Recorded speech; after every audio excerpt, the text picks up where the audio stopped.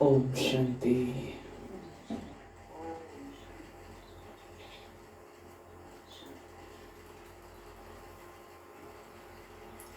आज 18 जून मीठे प्यारे बाबा की सतगुरु की मधुर मधुर साकार महावाक्य। आज प्यारे सतगुरु बोले, मीठे बच्चे, बाप तुम्हें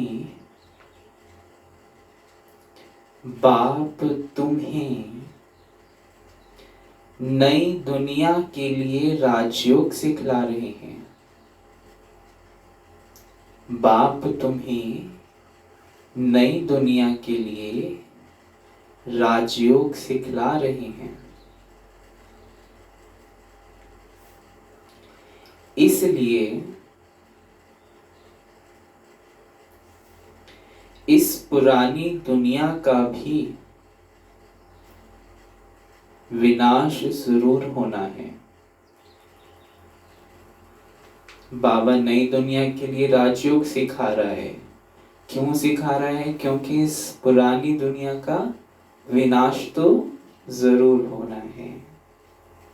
आज का प्रश्न है,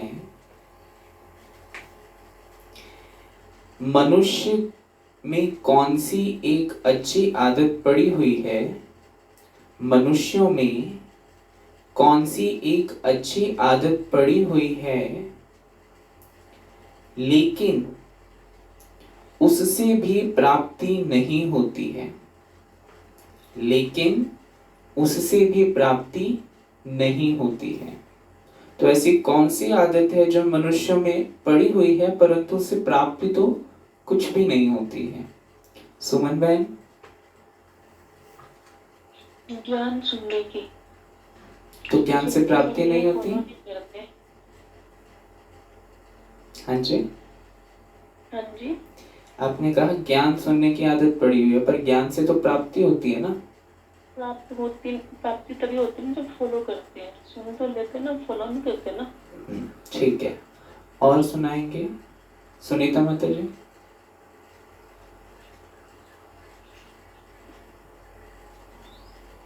भगवान को राम राम करके याद करते रहते हैं कि भगवान है, लेकिन भगवान का पता नहीं है और राम राम साल करते रहते हैं मुंह से। बाबा ने कहा ना, मुंह से कुछ भी नहीं बोलना, मन से मुझे याद करना है। हाँ जी, बहुत अच्छा। और सुनाएंगे ज्योति माता जी। हाँ जी भाई जी, भगवान को याद करते रहते हैं ना मनुष्य, ये तो अच्छी आदत है, पर उनको मतलब सही परिचय नहीं है कि भगवान है कौन, कहाँ रहता है। तो फिर वो बोलते हैं भगवान ही दुख सुख देता है। हाँ जी, बहुत अच्छा। फुला माता जी। तो भगवान को याद करने की आदत पड़ी है, उससे प्राप्ति तो कुछ भी नहीं हुई। अगर असली परिचय नहीं है, भगवान है, भगवान हर वक्त बोलते रहते हैं। ठीक है, और सुनाए फुला माता जी, सोमा माता जी।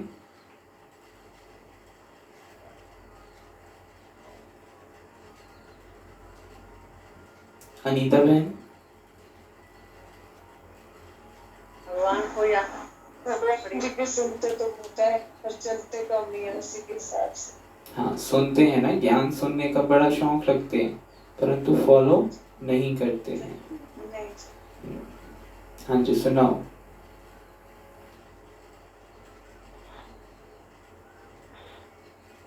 ज्ञान सुनने का सभी लोग को है, समझते कुछ भी नहीं है।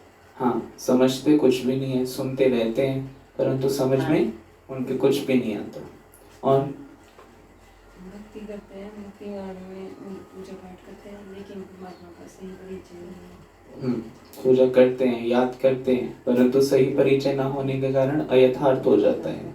और मनुष्य को पता है विकास स्थानों में भगवान है, पर उन्हें सही परिचय नहीं पता है भगवान सेम है ना। तो अभी बाबा का उत्तर सुनते हैं। बाबा कहते हैं, मनुष्यों में भगवान को याद करने की जैसे आदत पड़ी हुई है। मनुष्य में भगवान को याद करने की जैसे आदत पड़ी हुई है कि करना ही है, भगवान को याद है ना, जो मर्जी हो जाए परंतु भगवान को तो याद करना ही है ना। जब कोई बात होती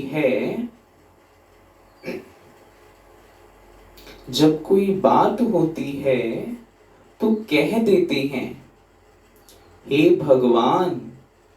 हाँ, जब कोई बात हो जाती है तो क्या कहते हैं, हे भगवान। सामने शिवलिंग आ जाता है, फिर सामने क्या आ जाता है, उनके शिवलिंग आ जाता है, लेकिन पहचान यथार्थ ना होने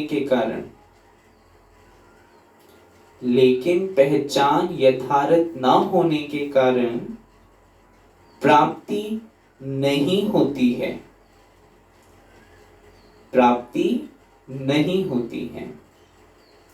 फिर कह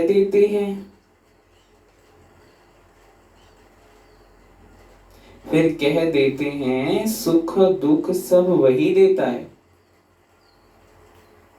सुख दुख सब वही देता है। तुम बच्चे अभी ऐसे नहीं कहेंगे।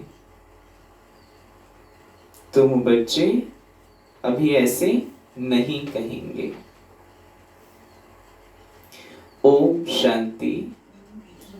बाप जिसको रचता कहा जाता है, किसका रचता, मनुष्य सृष्टि का रचता, वो तो ऑटोमेटिकली रची हुई है।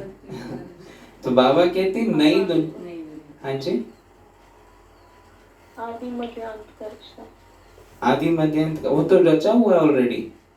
आदि में क्या, हाँ, नई दुनिया का रचयिता, बिल्कुल है ना। बाबा कहते नई दुनिया का रचता। तो नई दुनिया को कहा जाता है स्वर्ग व सुख धाम। नाम कहते हैं परंतु समझते नहीं हैं। कृष्ण के मंदिर को भी सुख धाम कहते हैं। अब वह तो हो गया छोटा मंदिर, कृष्ण तो विश्व का मालिक था। बेहद के मालिक को जैसे कि हद का मालिक बना देते हैं, है ना। बेहद का मालिक है, वो तो 21 जन्मों का मालिक है, और उसको कहा फिर हद में ले गए, एक मंदिर को कह दिया सुख धाम, छोटा सा एक मंदिर, है ना। तो बाबा कहते कृष्ण के छोटे से मंदिर को सुखधाम कहते हैं। बुद्धि में यह नहीं आता है कि वह तो विश्व का मालिक था, भारत में ही रहने वाला था। तुमको भी पहले कुछ पता नहीं था, बाप को तो सब कुछ पता है। वे सृष्टि के आदि मध्य अंत को जानते हैं। अभी तुम बच्चे जानते हो, दुनिया में तो यह भी किसको पता नहीं है ब्रह्मा विष्णु शंकर कौन है। शिव तो है ऊंच ते ऊंच भगवान। अच्छा, फिर प्रजापिता ब्रह्मा कहां से आया। शिव बाबा है ऊंचे ते ऊंचा भगवान, फिर ब्रह्मा कहां से आया ना? तो फिर बाबा कहते है तो मनुष्य ही, जो प्रजापिता ब्रह्मा है तो मनुष्य ही। प्रजापिता ब्रह्मा तो जरूर यहाँ ही चाहिए ना, बाकी ऊपर तो जरूरत नहीं है इतना, मतलब कि वहां से तो रचना रच नहीं सकता। तो ये रचना रचने के लिए जो मनुष्य रूपी रचना है वो यहीं पे ही रच सकता है वो। तो बाबा कहते जिससे ब्राह्मण पैदा हो, प्रजापिता माना ही सुख से मुख से अडॉप्ट करने वाला। प्रजापिता किसको कहेंगे, जो मुख से अडॉप्ट करते हैं। तुम हो मुख वंशावली। अब तुम जानते हो कि कैसे ब्रह्मा को बाप ने अपना बनाकर मुख वंशावली बनाया है। इनमें प्रवेश भी किया, फिर कहा कि यह हमारा बच्चा भी है। कैसे मुख द्वारा पैदा भी किया, इनके अंदर प्रवेश हुए, फिर ये भी कहा कि ये मेरा बच्चा भी है। तुम जानते हो ब्रह्मा नाम कैसे पड़ा है, कैसे पैदा हुआ, यह और कोई नहीं जानते हैं सिवाय ब्राह्मणों के। ये कोई नहीं जानता, क्योंकि जो अपने कुल का हेड होता है उसके बारे में सबको पता होता है है ना, उसकी हिस्ट्री सबको पता होता है। सिर्फ महिमा गाते हैं कि परम पिता परमात्मा ऊंचते ऊंच है, परंतु ये कोई की बुद्धि में नहीं आता कि ऊंचते ऊंच बाप है। हम सभी आत्माओं का वह पिता है, वह भी बिंदु रूप ही है। उनमें सृष्टि के आदि मध्य अंत का ज्ञान है। यह नॉलेज भी तुमको अभी मिली है, पहले जरा भी यह ज्ञान नहीं था। मनुष्य सिर्फ कहते रहते हैं ब्रह्मा विष्णु शंकर, परंतु जानते कुछ भी नहीं है, है ना।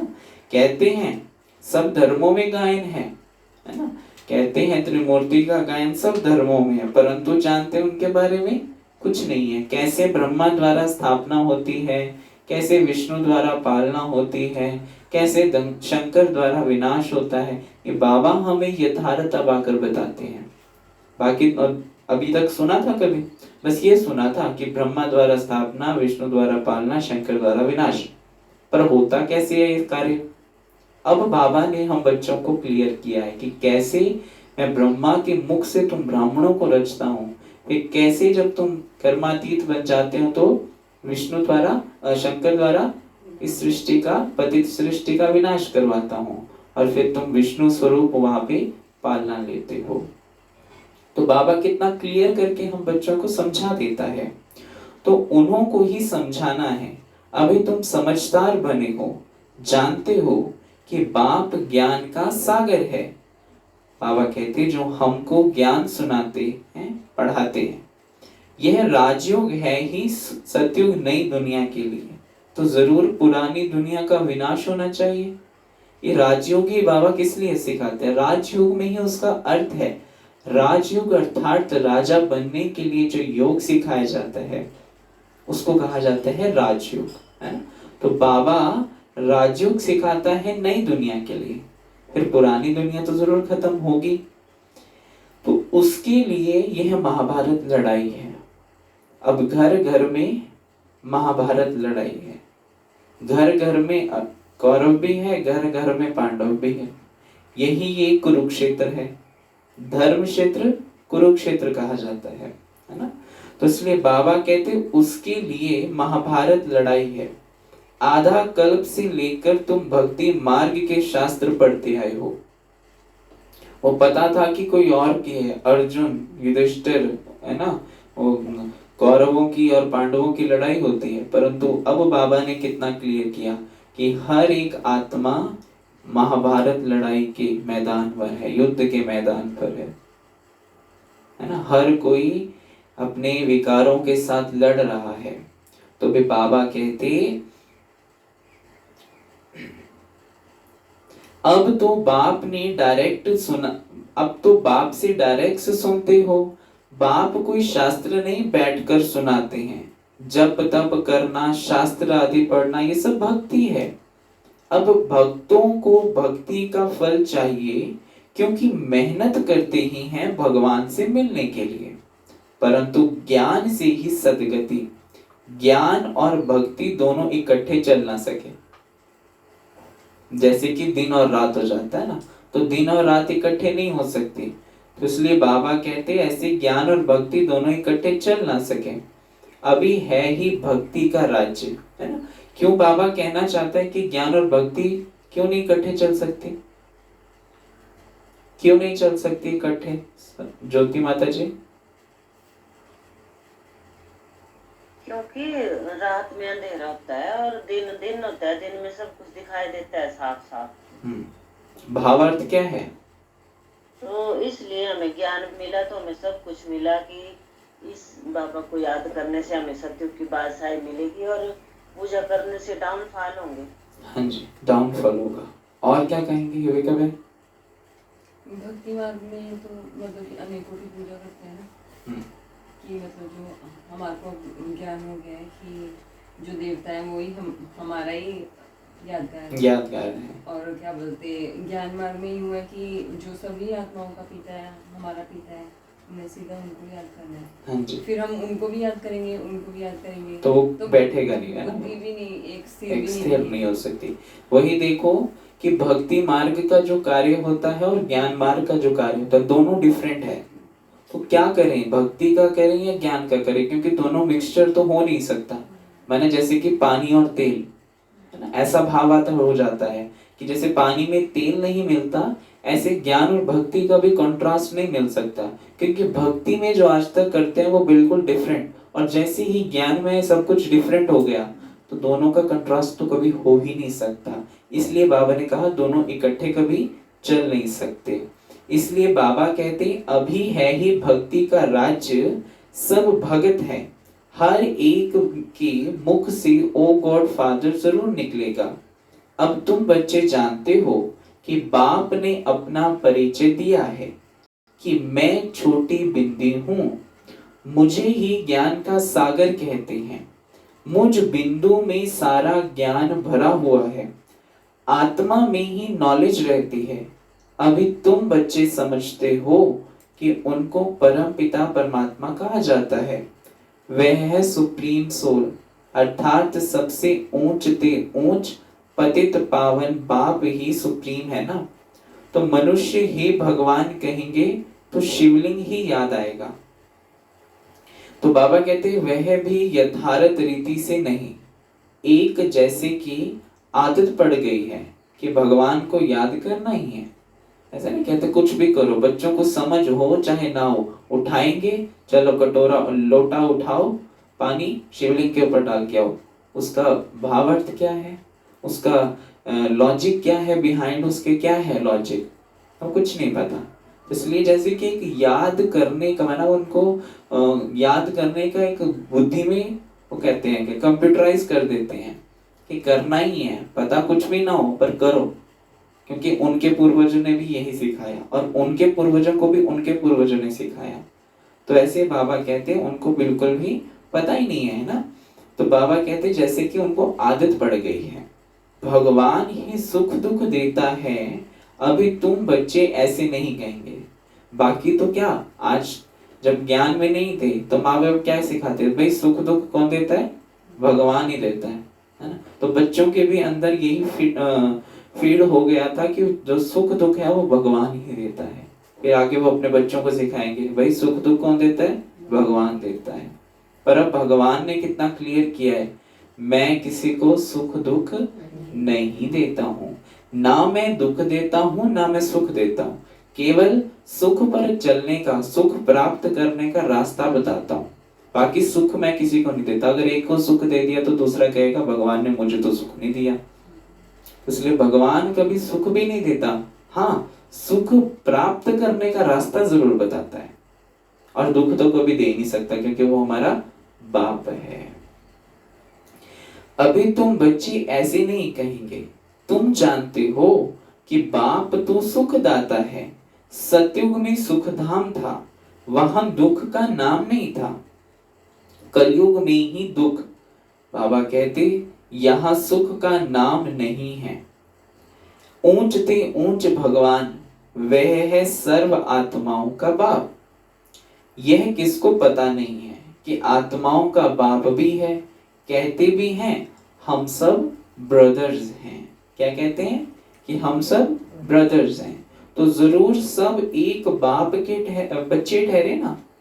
तो कोई फिर कह देते कि वह तो सर्वव्यापी है, सबके अंदर व्याप करने वाला, सबके अंदर निवास करने वाला है, तेरे में भी है तो मेरे में भी है, कुत्ते में भी है तो बिल्ली में भी है।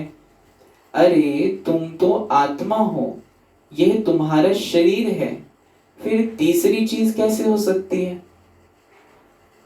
तुम आत्मा हो, ये तुम्हारा शरीर है, तीसरी चीज तो हो नहीं सकती। इस सर्वव्यापकता के ऊपर मम्मा ने क्या ज्ञान सुनाया था? मम्मा ने क्या सुनाया था? बोला माता जी।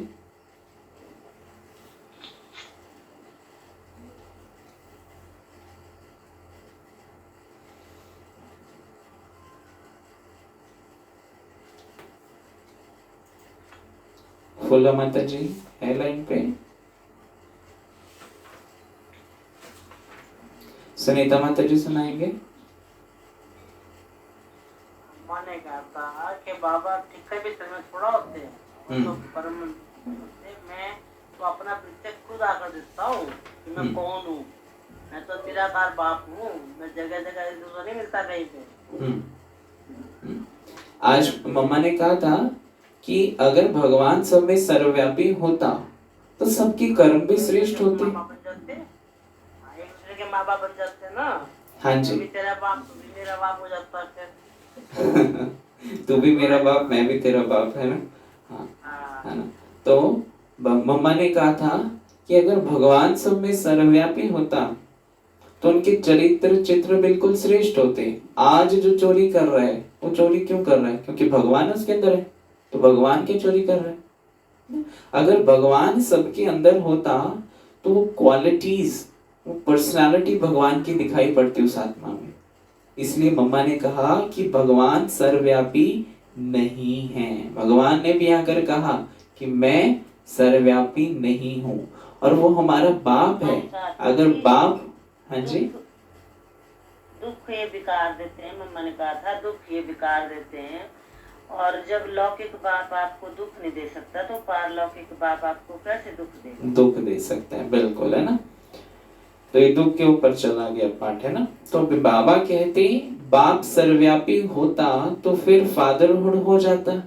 तू भी मेरा बाप मैं भी तेरा बाप, और बाप बाप को वर्षा नहीं देता। बाप बच्चे को देता है, बल्कि बाप बाप को नहीं दे सकता।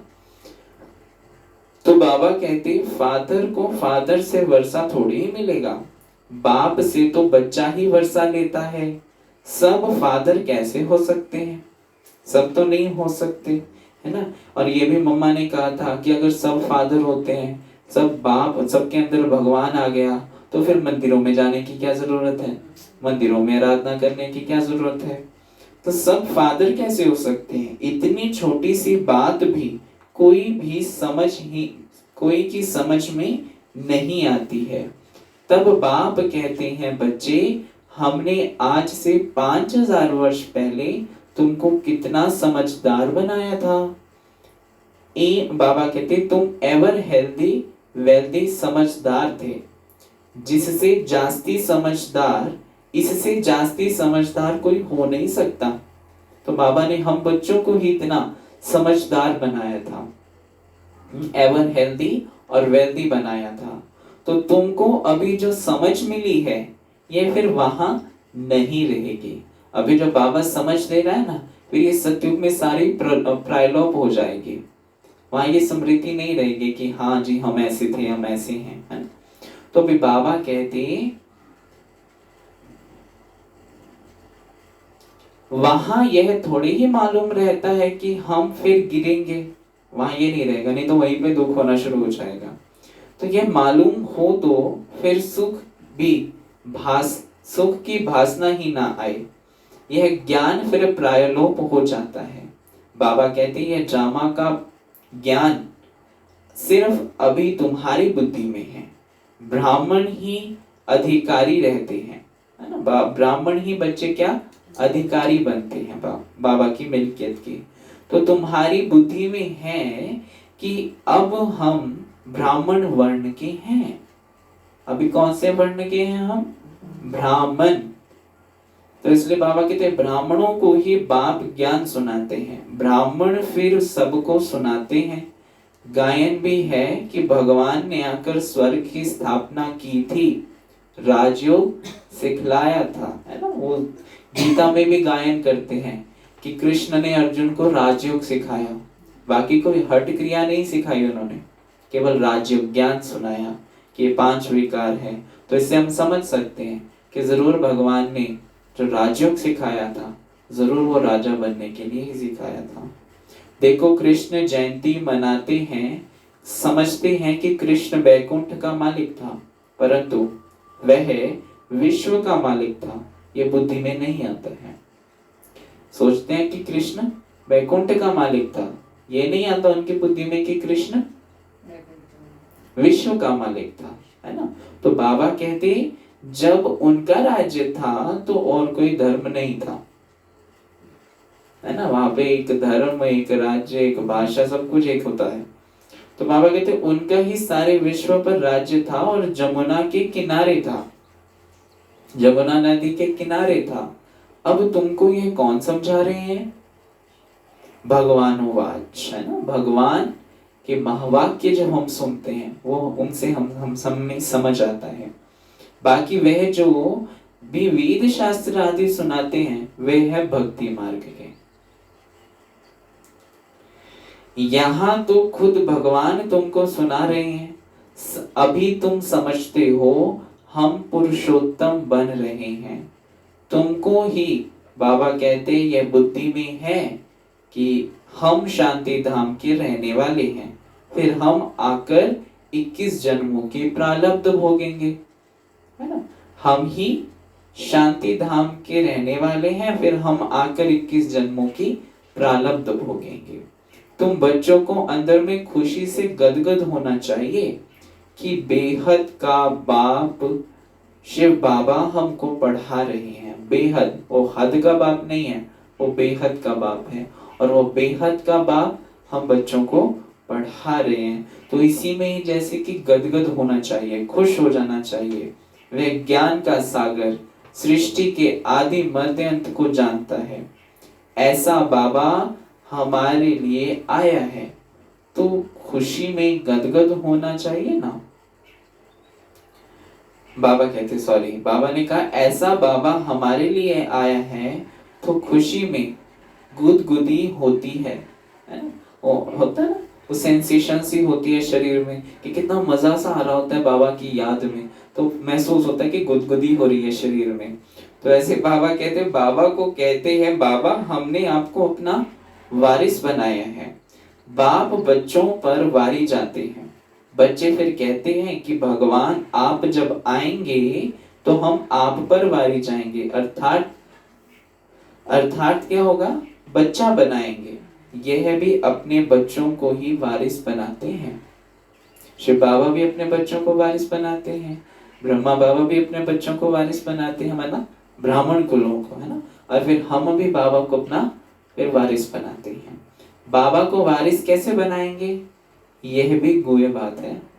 भगवान को बच्चा बनाना कितनी बड़ी बात है और गुह्य बात है, समझने लायक बात है। कैसे हम भगवान को बच्चा बना सकते हैं? अपना सब कुछ एक्सचेंज करना, इसमें बुद्धि का काम है। बुद्धि से एक्सचेंज करना, बाकी स्थूल चीजें नहीं उठा कर दे देना, है ना। तो बाबा कहते गरीब तो झट एक्सचेंज कर लेंगे, साहूकार मुश्किल करेंगे। जो गरीब बच्चे होंगे ना, हमारे जैसे गरीब बच्चे, वो क्या करेंगे, झट से बाबा को सब कुछ समर्पित कर देंगे। बाबा सब कुछ तेरा है, बस केवल तू एक मेरा है ना। जो साहूकार होंगे वो सोचेंगे अभी टाइम नहीं है, जब वानप्रस्थ में जाएंगे ना, जब 60 साल की आयु हो जाएगी तब देखेंगे क्या करना। हाँ, है ना, हम कहते हैं ना, हुई 60 तो लगी लाट, है ना, ऐसे कहते हैं। हाँ, तो इसलिए बाबा कहते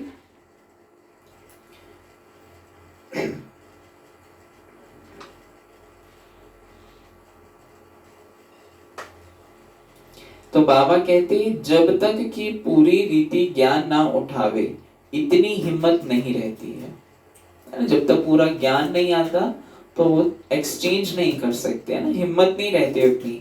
गरीब तो झट कह देते बाबा हम तो आपको ही वारिस बनाएंगे, है ना। तो हम गरीब बच्चे हैं ना बाबा के, गरीब बाबा के गरीब बच्चे, तो हम क्या करेंगे, बाबा को अपना वारिस बनाएंगे। अब तो बना भी लिया उनको, हमारे पास रखा ही क्या है, वारिस बनाकर फिर शरीर निर्वाह भी अपना करना है।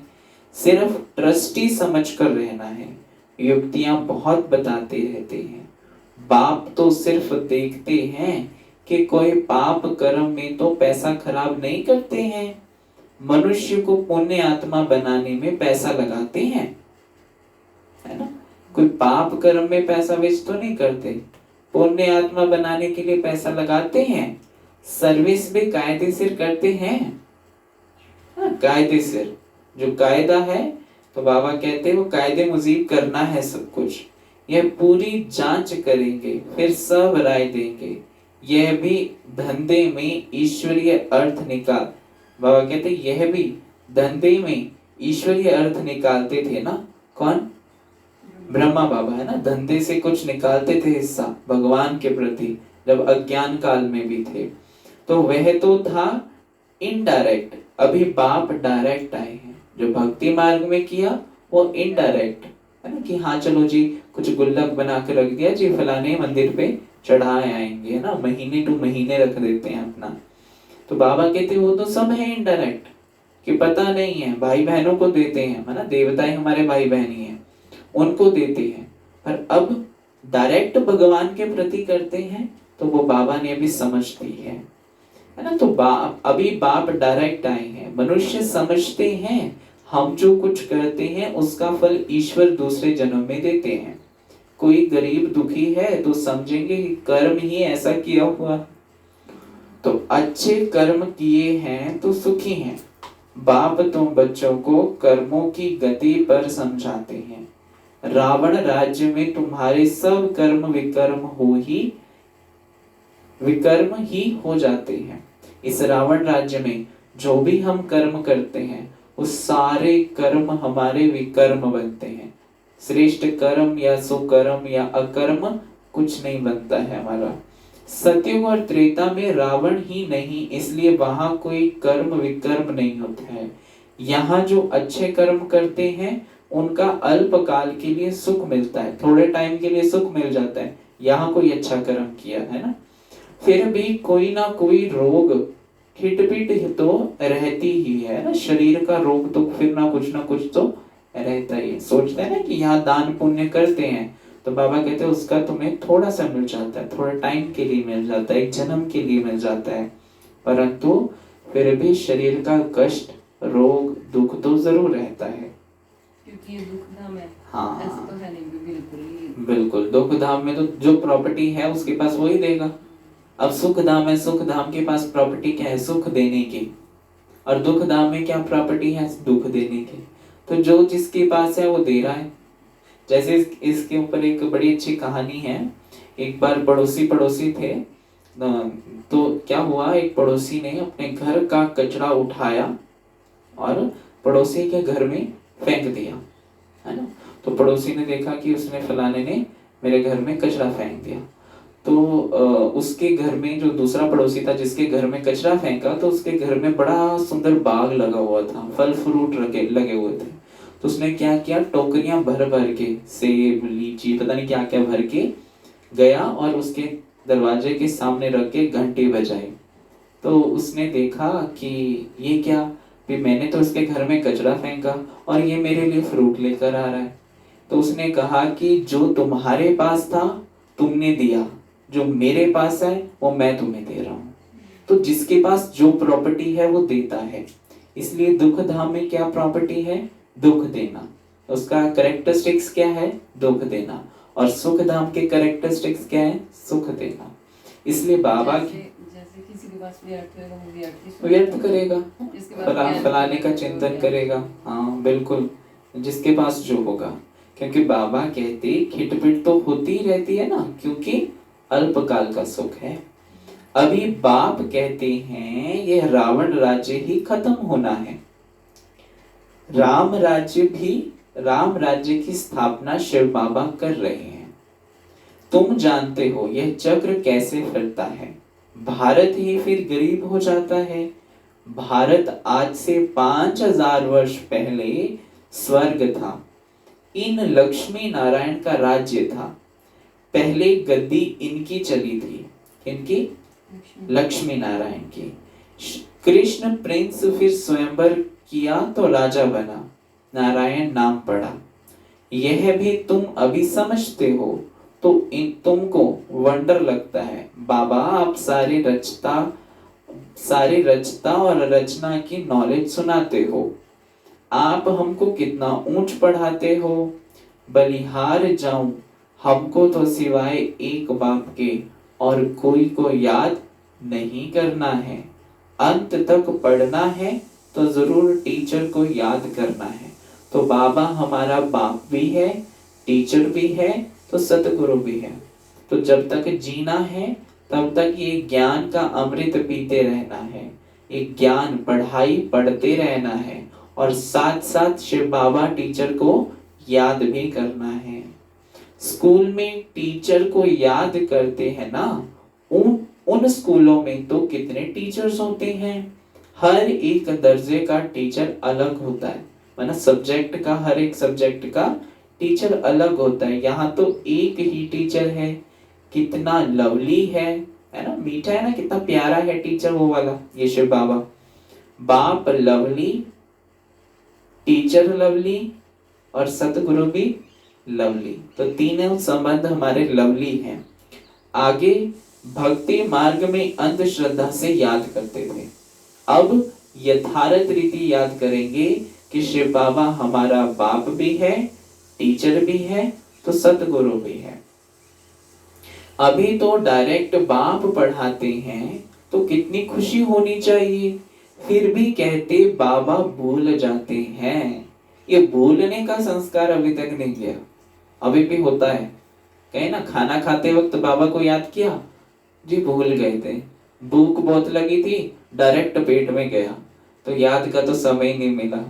पानी पीते हो बाबा को याद किया, ये प्यास बहुत लगी हुई थी, चलो जी अंदर। थोड़ा खा लेते उसके बाद बाबा हाँ, ऐसा बिल्कुल ऐसा भी होता है, खाने के बाद एक मुर्गी खा ली तो याद को बाबा को याद नहीं किया। वो बुद्धि थोड़ी भी होती है कि ऐसे आता है तो याद आता है, बाबा तो याद नहीं किया। नहीं होता तो ऐसा कभी नहीं करते। हर कोई अलग अलग है, कहते हैं पांचों उंगलियां एक बराबर नहीं होती ना, तो इसलिए सबका अपना अपना है।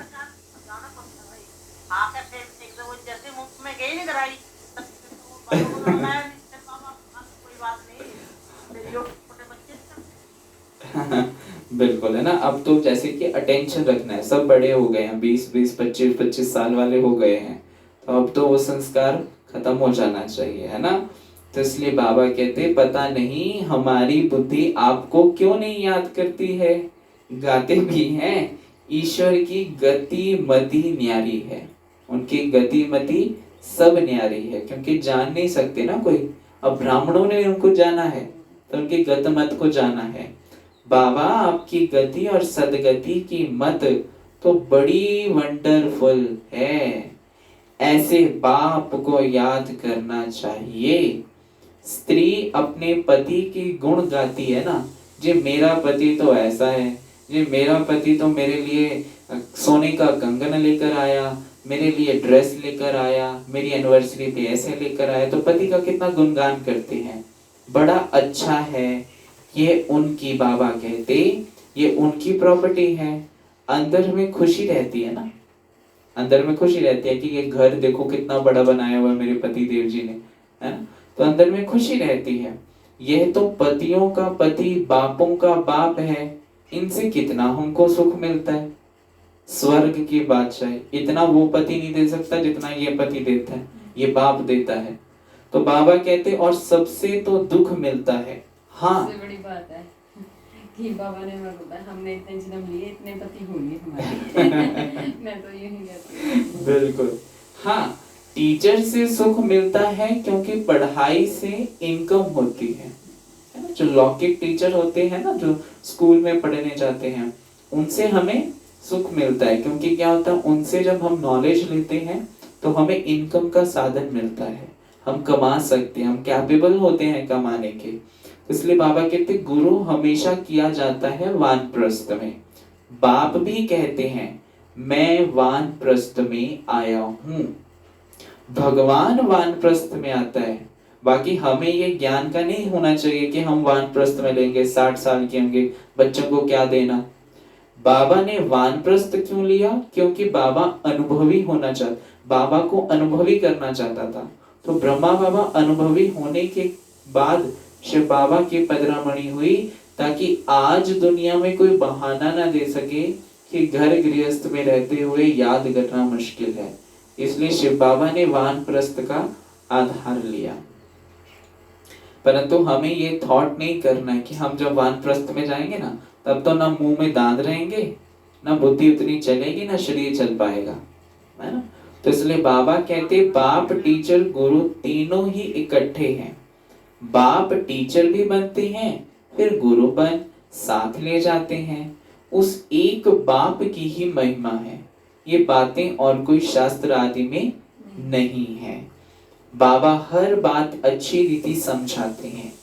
इनसे ऊंची नॉलेज कोई होती नहीं, ना जानने की दरकार रहती है। बाबा कहते इनसे ऊंची नॉलेज कोई होती नहीं, ना जानने की दरकार रहती है।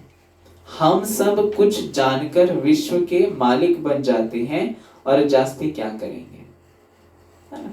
तो इसलिए बाबा कहते बच्चों की बुद्धि में यह तो तब खुशी, यह तो बच्चों की बुद्धि में तब खुशी में हो, बच्चों की बुद्धि में यह हो तब खुशी में और उसी याद में रहे। पुण्य आत्मा बनने के लिए याद में जरूर रहना चाहिए। माया का धर्म है तुम्हारे योग को तोड़ना। हाँ? माया का धर्म है तुम्हारे योग को तोड़ना, और तुम्हारा धर्म क्या है? पाप की याद में रहना। तो दोनों की लड़ाई लगती रहती है। योग में ही माया विघन डालती है। जब भगवान को याद करने लगते हैं ना, जब बैठते हैं एक स्थान पर और बाबा को याद करने लगते हैं, तो क्या होता है? वे कौन सी फाइलें खुलती है पिछले जन्मों की, पिछले जो भी हम कर्म करके आए हैं। वो फलाने व्यक्ति ने क्या कहा था, मैं वहां गई थी, मेरा ऐसा हुआ था, मेरे साथ ऐसा हुआ था। क्या क्या फाइलें खुलती हैं। फिर आश्चर्य खाते हैं कि ये तो कभी बुद्धि में भी नहीं था, ये कहां से खुल गई फाइल। और खुलती वो कब है? जब हमारा सब कॉन्शियस माइंड एक्टिव होता है। तो इसलिए बाबा कहते भूल जाते हो, माया के तूफान बहुत आते हैं, यह भी ड्रामा में नूद है। सबसे आगे तो यह है, तो इनको सब अनुभव है ना, होते हैं ना, माना ब्रह्मा बाबा सबसे आगे है, तो इनको सब अनुभव होते हैं। मेरे पास जब आए तब तो सबको समझाऊं ना। ये सब माया के तूफान आएंगे, बाबा के पास भी आते हैं, तुमको भी बाबा के तुमको भी आएंगे। बाबा के पास भी माया के तूफान आते हैं, और बाबा कहते तुम बच्चों को भी आए। माया का तूफान ही ना आए, योग लगा ही रहे, तो कर्मातीत अवस्था हो जाए, है ना। तो इसलिए बाबा कहते फिर यह यहाँ रह ना सके। कर्मातीत अवस्था हो जाएगी तो फिर सब चले जाएंगे। शिव बाबा की बारात गाई हुई है ना, शिव की बारात है ना। तो बाबा कहते शिव बाबा आए तब हम सब आत्माएं जाएं। शिव बाबा आते ही हैं सबको ले जाने। सतयुग में इतनी आत्माएं थोड़ी होंगी, वहां तो गिनी चुनी होंगी, 9 लाख की संख्या होगी, केवल 9-10 लाख, है ना। 9,16,108 की संख्या केवल। अच्छा, मीठे मीठे सिक्की लदे बच्चों प्रति माता पिता बाप दादा का याद प्यार और गुड मॉर्निंग। रूहानी बाप के रूहानी बच्चों को नमस्ते जी। हम रूहानी बच्चों की रूहानी बाप दादा को याद प्यार गुड मॉर्निंग और नमस्ते जी, नमस्ते जी, नमस्ते जी। मेरे बाबा, मीठे बाबा, प्यारे बाबा, शुक्रिया बाबा। धारणा के लिए मुख्य सार, पहला पॉइंट, शिव बाबा को अपना वारिस बनाकर, शिव बाबा को अपना वारिस बनाकर सब कुछ एक्सचेंज कर देना है। शिव बाबा को अपना वारिस बनाकर सब कुछ एक्सचेंज कर देना है। वारिस बनाकर शरीर निर्वाह भी करना है। वारिस बनाकर शरीर निर्वाह भी करना है। ट्रस्टी समझकर रहना है।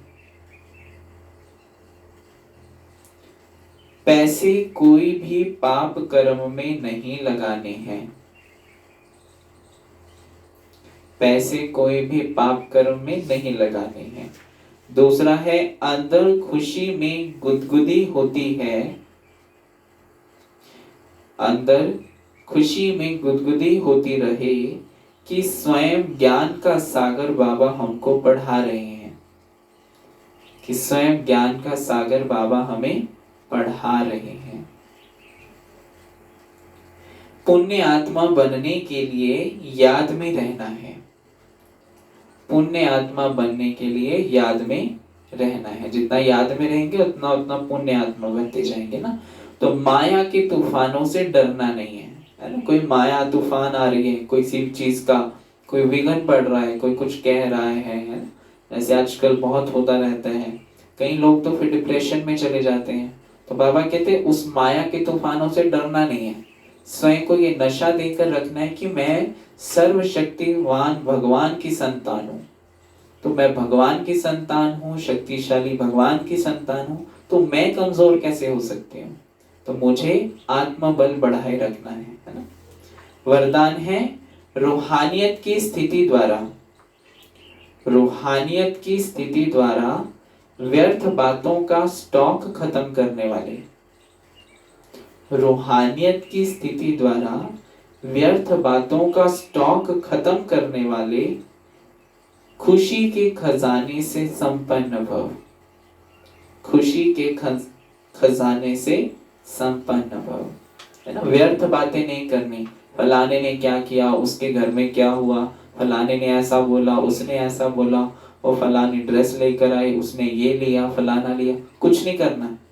बाबा कहते जब ये स्टॉक खत्म हो जाएगा ना, तो खुशी के खजाने से संपन्न हो जाएंगे, भरपूर हो जाएंगे।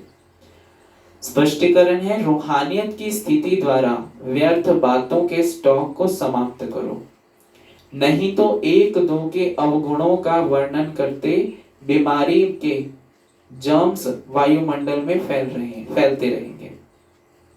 इससे वातावरण पावरफुल नहीं बनेगा, व्यर्थ करते रहेंगे। अभी अपने समर्थ बातें करनी है, बस केवल एक बाप की बातें करनी है, ज्ञान की बातें करनी है। आपके पास अनेक भावों से अनेक आत्माएं आएंगी, लेकिन आपकी तरफ से शुभ भावना की बातें ही ले जाएं, है ना। देखो अभी जो हमने योग तपस्या का जो मेन टॉपिक, मेन अट्रैक्शन यही रखा है कि व्यर्थ चिंतन नहीं करना है ना। तो बाबा ने भी आज वही चीज को फोकस किया। ये तब होगा जब स्वयं के पास खुशी की बातों का स्टॉक जमा होगा। यदि दिल में किसी के प्रति कोई व्यर्थ बातें होंगी, तो जहां बातें हैं वहां बाप नहीं, है ना, पाप है। जहां बातें हैं वहां बाप नहीं, पाप है। इसलिए ये बातें नहीं करनी ज्यादा, केवल एक बाप को याद करना है, तो वहां पाप नहीं होगा। जहां बाप है वहां पाप नहीं है, और जहां बाप नहीं है वहां पाप है। आज का स्लोगन है स्मृति का स्विच ऑन हो, स्मृति का स्विच ऑन हो तो मूड ऑफ हो ही नहीं सकता।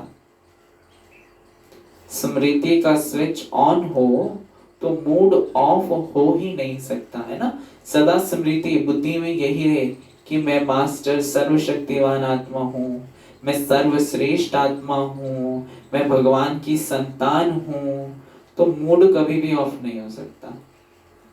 ठीक है, किसी भी बात का हमारे ऊपर असर नहीं पड़ सकता। अच्छा, ओम शांति। ओम शांति।